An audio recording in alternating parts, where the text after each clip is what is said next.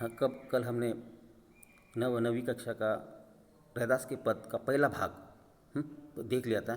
आज आज हम दूसरा भाग देख लेते हैं। कल के पहले भाग ने कब कैसे छूटे राम नाम, ये पहला पद था कल का। आज कैसे लागो तुम बिना, ये आज दूसरा पद है। दूसरे पद के बारे में चर्चा करते हैं। कल हमने पूरे उसकी चर्चा भी की थी, पहले पद के बारे में, कवि परिचय के बारे में पूरा। ये अब कैसे छूटे राम नाम रट लागी, ये पहला पूरा पद भी हो गया था। उसके साथ अब आज दूसरा पद है, ऐसी लाल तुम बिनु कनू करे। अब ऐसी लाल रैदास जी चाहते हैं। रैदास जी सही में एक उच्च कोटि के संत माने जाते हैं। संत शिरोमणि इस नाम से भी, उपाधि से भी उनको सम्मानित किया गया है। और इन्हीं वजह से अब लाल के तात्पर्य है स्वामी है, भगवान है, ईश्वर है। ऐसे लाल तुम बिना कनू करे, हे भगवान, हे स्वामी, हे लाल, ऐसी कृपा तुम्हारी औरों की तुलना में तुम काफ़ी हद तक हमें ऊपर उठा सकते हो, या उसके हमें तार सकते हो। इन्हीं वजह से रैदास जी कहते हैं ऐसी लाल तुम बिनु कनू करे। तुम तो महान हो, महान होने का तुम्हारे अंदर वो सब ज्ञान भरा हुआ है। तुम समाज का उद्धार कर सकते हो, समाज का कल्याण कर सकते हो। जैसे कि एक अगर मान लो एक अच्छा व्यक्ति है, इस पंक्ति के आधार पर, इस दोहे के आधार पर अगर हम चर्चा करेंगे, पहली पंक्ति के आधार पर, तो जो सही में जिनके पास अगर अच्छे गुण हैं, एक अच्छा इंसान भी अगर एक है, तो अच्छा इंसान दूसरे को हित ही चाहता है, हमेशा भलाई चाहता है, दूसरे का हमेशा कल्याण ही चाहता है। तो ये तो हमारे शिरोमणि संत शिरोमणि रैदास है, रविदास है, ये हमेशा यही चाहते हैं। इनके ऊपर भी अपनी लाल की, भगवान की कृपा उनके ऊपर है। उनका जो परमात्मा है, उनका ईश्वर है, कुदरत का कनकन है, कुदरत का अंश है, कुदरत का भाग है, उन बारे में भी रैदास जी यही चाहते हैं ऐसी लाल तुम बिन कनू करे। ऐसी लाल, ऐसी कृपा है भगवान, तुम्हारे जैसी कृपा और कौन क्या कर सकता है। दूसरी पंक्ति, गरीब निवाजू गुसैया मेरे माते छत्र धरे।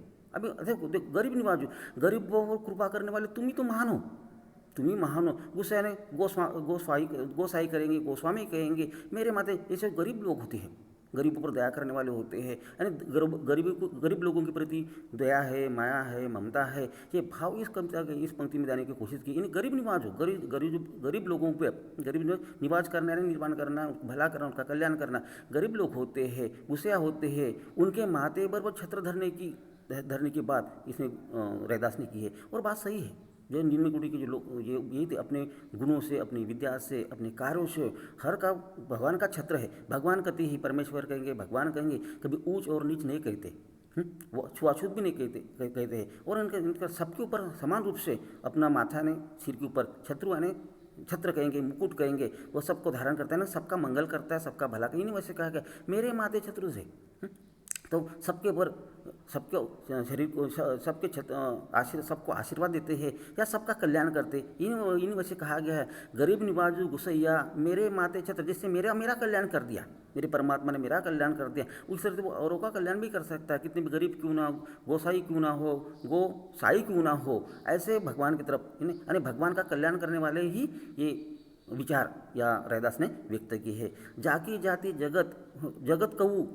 कहू लागे ता पर तुम ही डरे। जिसकी जाति छूटी जाती है, निम्न वर्ग है, छुआछूत है, जात पात है, उनको भी उन्होंने क्या करता, आपने क्या करता, उनका भी कल्याण किया। इसी वजह से क्या जाति जगत है, संसार में भी ऊंच नीच की जाति का भी वर्णन उस समय भी था, आज भी हमें देखने को मिलता है। जाति जगत कहू लागे ता पर तुम ही डरे। तुम ही डरना, तुम्हारी कृपा रही है, तुम्हारे आशीर्वाद से, तुम्हारे मार्गदर्शन, तुम्हारे कल्याण से। नहीं सब जिनकी ऐसा नहीं था कि उस जाति में आ गए तो वो उच्च कोटि का संत हो गया है, और जो नीच जाति में आ गया तो वो संत नहीं हो सकता। अपने कर्मों से, अपने कार्यों से, अपनी विद्या से, अपने ज्ञान से सबका वह कल्याण कर सकता है, भला कर सकता है। और वही विचार एक निम्न वर्ग में पैदा होने वाले हमारे रैदास आए, वही बातें इसमें अंकित करने की कोशिश की। इनमें जाकी छाती जगत को ताके लागे ता पर तुम ही डरे। ये जो लागे ताकि तुम ही डरे, यानी डरने का तात्पर्य दिया है, उनका उद्धार करना है, उसका कल्याण करना है, उनका भला करना है। भले ही हम व्यक्ति ऊंच नीच से, जात पात है, अमीर गरीब है, उसको ध्यान देते हैं, उसके ऊपर ध्यान देते हैं, या उनको भी वो विचार हमारे मन में छूते हैं, आते हैं। लेकिन जो संत होते हैं, रैदास जी ऐसे उच्च कोटि के संत थे। इन्हीं वजह जाके छाती जगत में वही का कोई नहीं है संसार में, छूटी जाती हो, छुआछूत हो, जात पात क्यों ना हो, लेकिन उसके ऊपर भी परमात्मा का उतना ही ये रहता है, आशीर्वाद रहता है।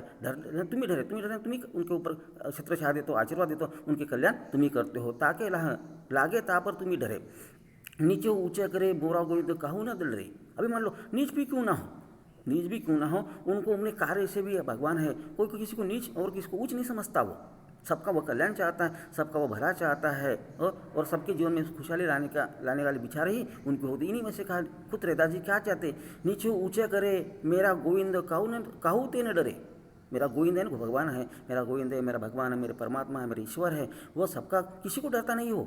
चाहे अमीर हो तो अमीर के पास जाएगा, और नीच है, नीच है तो उसके पास नहीं जाएंगे। नहीं, समान रूप से इस धरती पर जितने भी जीव जंतु है, जितने भी मानव जाति है, जितने भी प्राणी है, सजीव है, निर्जीव है, सबके ऊपर भगवान का जो आशीर्वाद है, भगवान का मंगलमय करुणा है, वह सबकी ओर छाई रहती है। और इनमें वही विचार इनका है। लेकिन हम समाज के लोग क्या चाहते हैं, हम समाज के लोग कोई ऊँच है तो उसको ज़्यादा सम्मान देते, नीच है तो उसको सम्मान नहीं देते हैं। लेकिन भगवान के दरबार में सब समान है।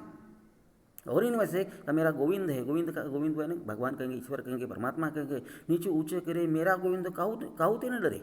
मेरा भगवान है, वो किसी से बिल्कुल डरता नहीं है। तो कौन कोई संतों का नाम भी संगते थे, नामदेव कबीरू त्रिलोचनु सधना सैनु तरे। अभी देखो ये सब निम्न कोटि के थे। नामदेव कहेंगे, नामदेव कबीर है, त्रिलोचन है, सधना है, सैनु है, इनको सब, ये तो सभी क्या थे, ये निम्न वर्ग के भी संत थे। लेकिन महान संत उनके ये सब तरे हैं, तरे ने सबका कल्याण हुआ है। जैसे कि रैदास का कल्याण हुआ है, अपने परमात्मा की भक्ति में लगकर अपने विचारों से लोगों को जागरूक किया है, प्रेरित किया है। इस तरह नामदेव भी एक महाराष्ट्र के अच्छे संत माने जाते हैं, उत्तर भारत के कबीर भी माने जाते हैं, त्रिलोचन संत है, सदना संत है, सैनु संत है। इन सब संतों ने समाज का हित देखा है, समाज का कल्याण देखा है, समाज के हित के लिए हमेशा वो कार्य करते रहे हैं। और इन्हीं वजह से कि भगवान के दरबार में भगवान ने, ईश्वर ने, खुदा ने उनका भी क्या कर दिया, कल्याण कर दिया। सभी तरह यानी सबका मंगल हुआ गया। तरह ने वो अपने जीवन में सफल हुए हैं।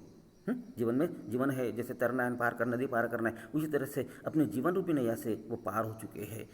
कहे रविदासु सुनो रे संतहु हरिजू ते सबे सरे। अभी कबीर जी क्या, रविदास क्या करे, कहे रविदासु सुनो रे संतो, रविदास ये कह रहे संतों ने संत, हरिजू है सबे पे सरे, यानी हरिजू है भगवान है, हरि भगवान है, परमात्मा है, वो सबको क्या करते, सरते हैं, सबका कल्याण करते, सबका भला करते। वही विचार इस दूसरे पद में दे, कही रविदासु सुनो रे संतहु हरिजू ते सबे सरे। सबका कल्याण, सबका मंगल हो जाता है, सबका भला हो जाता है। और इस पंक्ति में वही भाव इन्हें अंकित किए गए हैं। अब आगे के कुछ प्रश्न दिए गए, उस प्रश्नों को भी हम देख लेते हैं। पहले शब्द देख लेते हैं, शब्द के आधार पर उसके प्रश्न है, वो प्रश्नों को देख लेते हैं। बास यानी गंध है, घन यानी बादल है, चितवन यानी देखना है, चौकोर तितर जाति का एक पक्षी माना गया है। बरे यानी जलना है, जो बाती के बारे में शब्द आ गया था। सुहागा यानी सोने को शुद्ध करने वाला द्रव रूप है। लाल यानी स्वामी होता है, गरीब निवाजू दिन दुख पर दया करने वाला होता है। माते छत्रधरु मस्तक पर स्वामी होने का मुकुट धारण करता है। छोटे यानी छुआछूत कहेंगे, हल्की जाति कहेंगे। जगत को लागे, संसार के लोगों को लगती है।